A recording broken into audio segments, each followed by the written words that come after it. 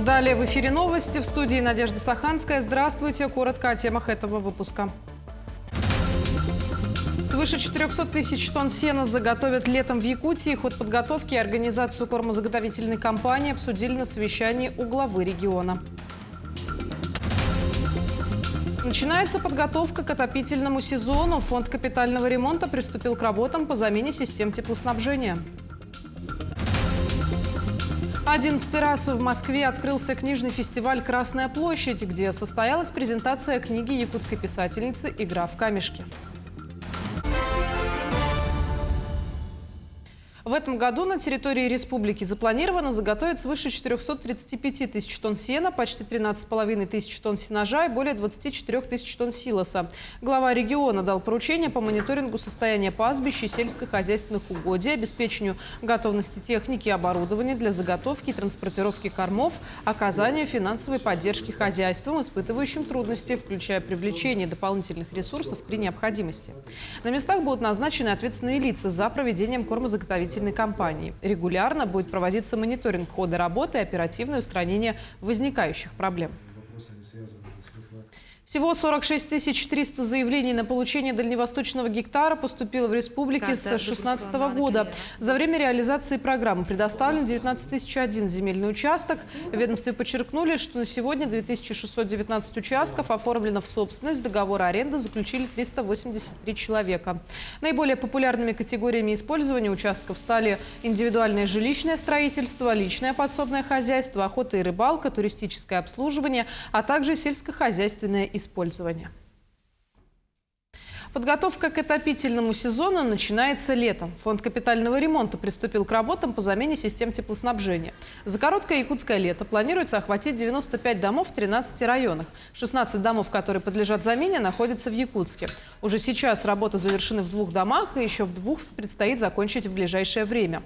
Отмечу, что замене подлежит все, кроме батарей. Их жильцы меняют сами.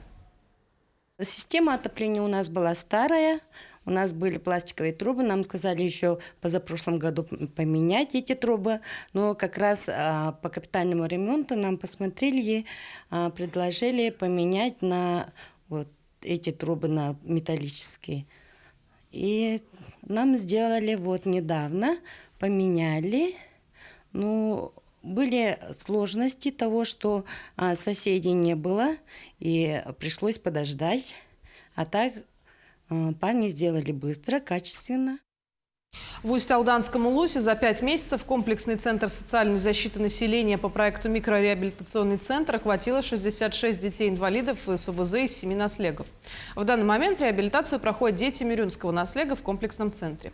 Учреждение с помощью фонда Марины Гордеевой приобрело различное оборудование, благодаря чему детям-инвалидам и с ОВЗ нравятся занятия с логопедами, психологами и социальными педагогами. В планах комплексного центра стоит задача охватить все оставшиеся наслеги района. У нас вот на оставшиеся деньги заказали тоже немножко вот оборудование, должны уже закупить. И дальнейший план у нас тоже побольше охватить детей-инвалидов, разъезжать по наслегам. 5 июня отмечается Всемирный день охраны окружающей среды и День эколога в России. Профессиональный праздник всех тех, кто занимается охраной и защитой природы. В честь праздника в Верхневилюйском улусе провели мероприятия в Центральной модельной библиотеке. Для детей организовали игры и викторины. Помимо этого, на местности Атыр-Бастах организовали субботник у лесного массива. На месте, где чаще всего отдыхает много жителей, собрано и вывезено более 30 мешков мусора. А на территории проведения ИСЭХа у входа появились молодые березки. Этот день не просто праздник. Сегодня главная цель – привлечение внимания к проблемам экологии, показать пример людям, как важно беречь и любить природу. На базе Верхневилюйской централизованной библиотеки в экологическом центре сотрудниками библиотеки, а также Верхневилюйской инспекции госэконадзора, Верхневилюйское лесничество, ГАУ «Якутлесресурс» и авиалесохраны проводится экологическая квест-игра для детей. Также ко дню охраны окружающей среды на местности Тюгахтей, ко дню 80-летия победы в Великой Отечественной войне было высажено 80 саженцев деревьев. 11-й раз в Москве открылся книжный фестиваль «Красная площадь». Свои новинки здесь представляют около 400 издательств из самых разных регионов нашей страны, от Владивостока до Калининграда. На площадке «Детская литература» в день открытия ярмарки состоялась презентация переизданной книги «Игра в камешки» детской писательницы Марии Прокопьевны Федоровой «Нугнет». Издание изначально было опубликовано на якутском языке, на русский его перевела журналист, иллюстратор, писатель Риадна Борисова. В этом году книга для детей младшего школьного возраста переведена на китайский язык. В ходе встречи с читателями автограф-сессии Мария Федотова высказала пожелание об экранизации своей повести в виде художественного или анимационного фильма. Это уже второе издание, второй тираж, причем первый был не маленький, 5000 экземпляров. То есть книга живет своей жизнью, книга переводится на иностранные языки, вот на китайский, дальше, может быть, будет больше. Это погружение в необычный для нас, да, для русскоязычных читателей быт, особенности кочевой культуры, которые мы не знаем, да, обычно не видим, и это невероятно интересно. Да, иллюстрация очень хорошая. Вот, мне понравилось, мечтаю. Хочу экранизацию, хотя бы мультики там делали, да, мультики хорошие. Получилось бы очень хорошие мультики. И получилось бы очень хорошее кино, это рассказы. Наверное, кто-то возьмется. В Алекминском районе проходят военно-полевые сборы для учащихся 10 классов. Участники сборов разместились в домиках летнего оздоровительного лагеря «Олимп». В этом году в сборах приняли участие 11 наслегов. Это более 40 учащихся 10 классов. Тему продолжит Елена Фаст. Ощутить вес настоящего бронежилета, увидеть и примерить настоящее боевое снаряжение. Тяжело? Ну так, без притопа, но тяжеловато. Такая возможность предоставилась юношам, прибывшим на военно-полевые сборы. Ну и мне кажется, проходит очень хорошо. Ребятам интересно. Самое главное, они друг с другом знакомятся. Чувство коллективизма у них появляется. Условия, приближенные к армейской службе, подъем, отбой, занятия позволят оценить свои силы и возможности, получить закалку. Здесь я могу продемонстрировать все свои силы, умения, физическую подготовку. Вот эти дни показали как? Что, насколько ты готов? Ну, еще пока не так сильно устал. Здесь 43 мальчишки будут в течение 5 дней. Ребята обучаются теоретически, практически, физическая подготовка. Ну, все как в армии. Практически мини-армия. Да, это у нас цель у нас такая, чтобы ребят подготовить. Они утром подъем, зарядка, 45 минут, час мы обучаемся, меняемся. И в течение всего дня мы с ними работаем. Теоретически, вот, в данном часу практическая сборка, разборка автомата, огневая, физическая подготовка будет. В целом довольны все. Это не только подготовка, но и возможность познакомиться с ребятами из разных наслегов. 11 сел отправили своих бойцов. Молодому человеку нужно, чтобы у него была выдержка, у него было чувство ответственности, то, что любое его действие, как и поощряемо, так и наказуемо. Также, получается, ему нужно, в принципе, основные навыки я сказал. Как отметили педагоги, такие занятия лучше ведут те, кто имеет опыт военной службы. От попадания осколков, касательных, конечно, под прямым осколком они ничего не смогут защитить тебя. Защищают вот подмышечную часть, то есть ты руку отпустил, в основном одевают штурмовики, кто идет на штурм.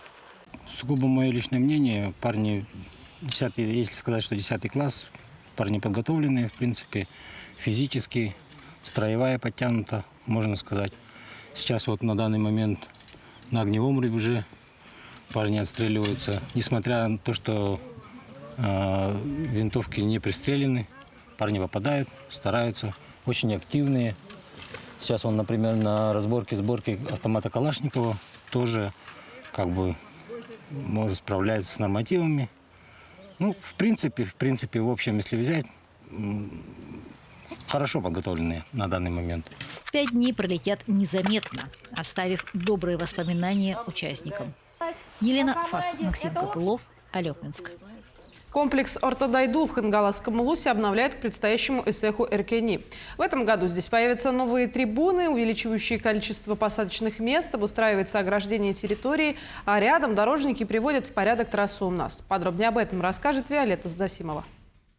Проект администрации Хангаласского улуса по обустройству церемониальной зоны комплекса Ортодайду в этом году стал одним из победителей конкурса программы поддержки местных инициатив. Субсидия из республиканского бюджета составила 1,5 миллиона рублей. Районный бюджет софинансировал проект на 1 миллион 900 тысяч рублей. Также вклад внесли спонсоры компании «Рикавтодор» и «Якутцемент», выделившие в общей сложности 350 тысяч рублей. На эти средства возводятся 2 трибуны с навесом, каждая вместимостью на 500 человек. Подрядные работы выполняет бригада индивидуального предпринимателя Рената Жангирова.